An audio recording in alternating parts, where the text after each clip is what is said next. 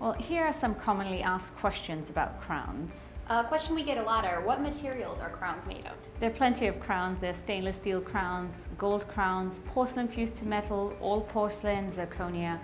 All these we'll talk in detail in another segment. Sure.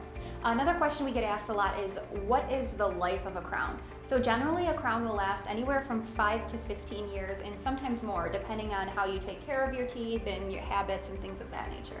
Okay. The other one is warranty and insurance. So the warranty for a lab crown usually is for a year or so.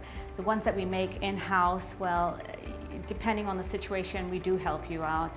1 year for sure it's covered. Again, if it goes second year or beyond, we help you out there.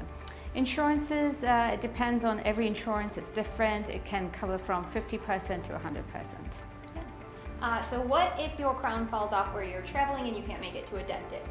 So just like we talked about earlier with the temporary crown, try and get some over-the-counter temporary cement from the drugstore or the grocery store. You just place a little bit on your crown and you pop it in. Again, you want to make sure it's not backwards. Yeah. If you can't get to the store, you can use toothpaste, and make sure you see your dentist as soon as you can.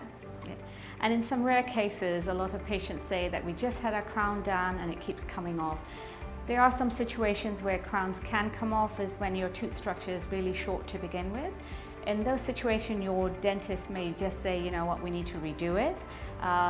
They may just put some more retention grooves or make some alterations to try and make it stick. You know, there are always situations that need to be dealt with. And sometimes, rarely, you'll have a crown done and it doesn't feel just quite right, quite comfortable, like it fits in your mouth. So in that case, usually just a few small, quick adjustments will take care of that. And again, in rare cases, we may redo the crown for you. Shade is another thing that once a crown is seated, the patient comes back and says, I don't like the color of the crown.